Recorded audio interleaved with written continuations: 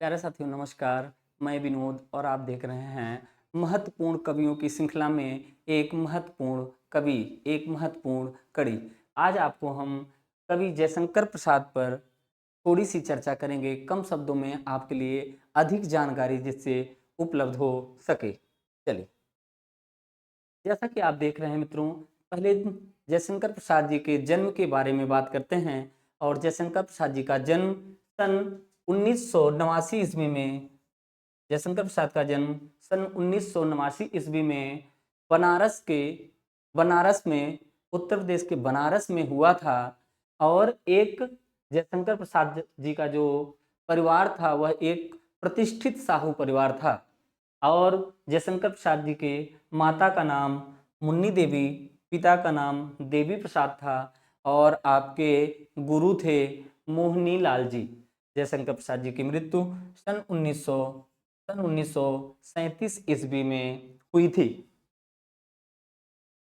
अब जयशंकर प्रसाद जी की काव्य रचनाओं के, क्योंकि कवियों की बात कर रहे हैं हम, तो जयशंकर प्रसाद जी की काव्य रचनाओं के विषय में हम आपसे थोड़ी चर्चा करना चाहते हैं।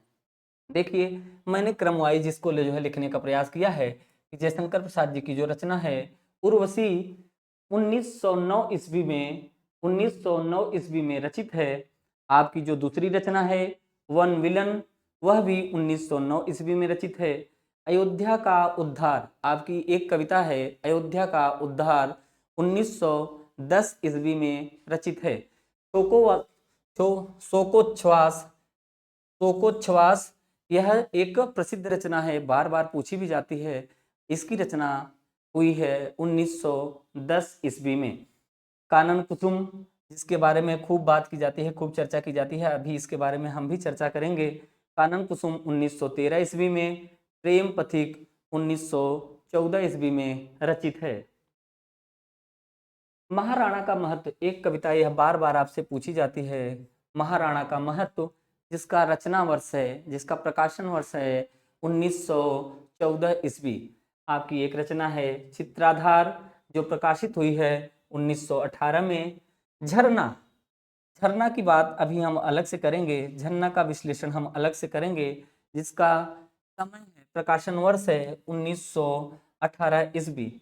आंसू और झरना, यह आंसू, झरना, लहर और कामायनी, यह चार रचनाएं आपकी, यह चार रचनाएं जो प्रत्येक जो है परीक्षाओं में इनमें से किसी ना किसी में से कुछ पूछा जाता है, इस पर भी हम चर्चा करेंगे। झरना 1918 में, आंसू 1925 में और लहर 1933 ईस्वी में और कामायनी का प्रकाशन वर्ष है 1935 ईस्वी। चलिए मित्रों, फिर आगे बढ़ते हैं और इस पर चर्चा करते हैं थोड़ा सा। क्या, अब देखिए, जिसकी चर्चा करनी थी, यह जो है इतना महत्वपूर्ण सार यहाँ लिखा हुआ है, इसमें से बिना, जब भी कहीं जयशंकर प्रसाद जी पर जो है प्रश्न पूछा जाता है, तो बिना इनके उनके प्रश्नों की कोई भी कड़ी समाप्त नहीं होती है। आपकी जो प्रकाशित प्रथम कविता है वह कौन सी है? सावन पंचक, और जिसका प्रकाशन वर्ष हुआ है 1906 ईस्वी में।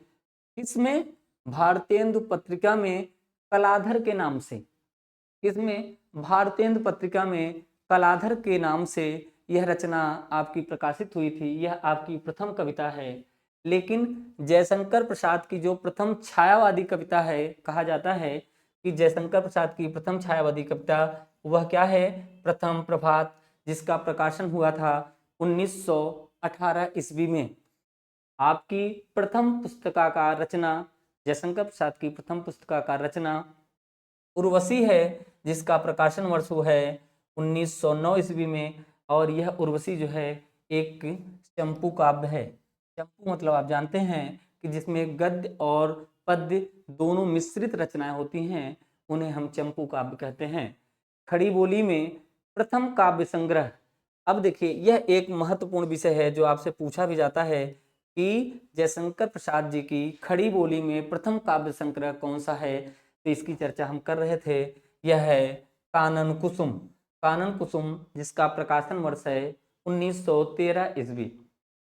देखिए, झरना के बारे में हमने कहा ना कि झरना, लहर, आंसू और कामायनी, यह ऐसी रचनाएं हैं जिनसे बिना जो है अगर जयशंकर प्रसाद जी से कोई भी प्रश्न पूछा जाएगा तो बिना इनसे उस प्रश्नों का वर्णन हो ही नहीं सकता, बिना इनसे इनके अतिरिक्त और कहीं से प्रश्न पूछे ही नहीं जाते। तो देखिए, झरना को छायावाद का प्रथम रचना स्वीकार किया जाता है।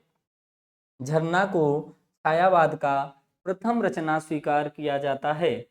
झरना को और क्या कहते हैं, झरना को छायावाद की प्रथम प्रयोगशाला, अगर कभी पूछ दिया जाए कि छायावाद की प्रथम प्रयोगशाला किसे कहते हैं तो आप तुरंत बताइएगा कि झरना को छायावाद की प्रथम प्रयोगशाला भी कहा जाता है। ठीक, चलिए आगे बढ़ते हैं मित्रों।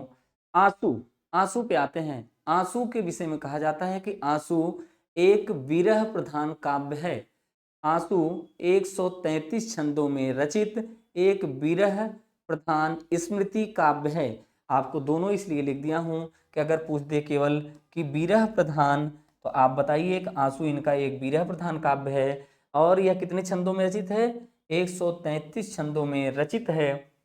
इसको स्मृति काव्य भी कहते हैं या कभी कभी दोनों जोड़कर कहते हैं कि विरह प्रधान स्मृति काव्य। तो विरह प्रधान स्मृति काव्य इनकी कौन सी रचना है, उसका नाम है आंसू। चलिए अब इसके बाद आते हैं मित्रों इसी श्रृंखला की, इन्हीं की कविताओं की, इन्हीं की रचनाओं की जो सबसे महत्वपूर्ण रचना है जिससे प्रश्न पूछा ही पूछा जाता है, वह है जयशंकर प्रसाद जी द्वारा रचित कामायनी। आप देख रहे हैं कि कामायनी के बारे में कहा जाता है कि कामायनी एक महाकाव्य है। क्या है, कामायनी एक महाकाव्य है। और कामायनी में जो सर्गों की संख्या है, कितने सर्ग हैं, कामायनी में 15 सर्ग हैं। जो सर्गों की संख्या है वो कितना है, कामायनी में कुल 15 सर्ग हैं। और कामायनी की जो पूरे कामायनी में जो विषय वस्तु में जिस रस का प्रयोग किया गया है वह रस है शांत रस। कामायनी में शांत रस का प्रयोग किया गया है। और एक बात मित्रों कि कामायनी में क्या, कामायनी में समरसतावाद और आनंदवाद का वर्णन है। और यह दोनों क्या है, समरसतावाद और आनंदवाद एक दर्शन है जिस दर्शन से जयशंकर प्रसाद जी स्वयं प्रभावित थे। जिस दर्शन से जयशंकर प्रसाद स्वयं बहुत प्रभावित थे। कामायनी की जब बात कर ही रहे हैं मित्रों तो इसके मुख्य पात्रों की भी बात कर लेते हैं। इसके मुख्य पात्रों में हैं मनु, श्रद्धा, ईड़ा और कुमार। मनु, श्रद्धा, ईड़ा और कुमार, जिसमें कहा जाता है कि मनु मन का प्रतीक है, श्रद्धा हृदय की प्रतीक है, ईड़ा बुद्धि की प्रतीक है और कुमार जो है उसमें मानव का प्रतीक है। इन्हीं चार प्रतीकों को एक साथ ध्यान में रखते हुए कामायनी की रचना जयशंकर प्रसाद जी ने 1935 में एक महाकाव्य के रूप में किया था जिसका प्रधान रस है शांत रस। अब देखिए जब पात्रों तक बात हो गई है मित्र तो इसके सभी साथियों सर्गों की भी संख्या देख लेते हैं। और सर्ग कौन कौन से, देखिए इसमें कुल कितने सर्ग हैं, पहले ही बात हमारी हो चुकी है कि इसमें कुल 15 सर्ग हैं। कुल 15 सर्ग हैं। इनको 3-3 की कड़ी बनाएंगे और याद कर लेंगे। चिंता, आशा, श्रद्धा, काम, वासना, लज्जा, कर्म, ईर्ष्या, ईड़ा, स्वप्न, संघर्ष, निर्वेद, दर्शन, रहस्य, आनंद। इसको आप याद कर लीजिए, कभी कभी पूछ देता है। और नहीं तो इनके तीन जो है 3 सर्गों को एक साथ दे देगा और कहेगा इसे क्रम वाइज आप लिखिए, क्रम वाइज आप जो है सुमिलित कर दीजिए। तो यह आपको याद होना ही चाहिए, तो इस पर आप जरूर जो है कार्य कीजिएगा। चलिए, और जब आप 3-3 के जो है 3-3 के जोड़े के रूप में याद करेंगे तो यह आपको त्वरित गति से याद भी हो जाएगा। आगे चलते हैं मित्र।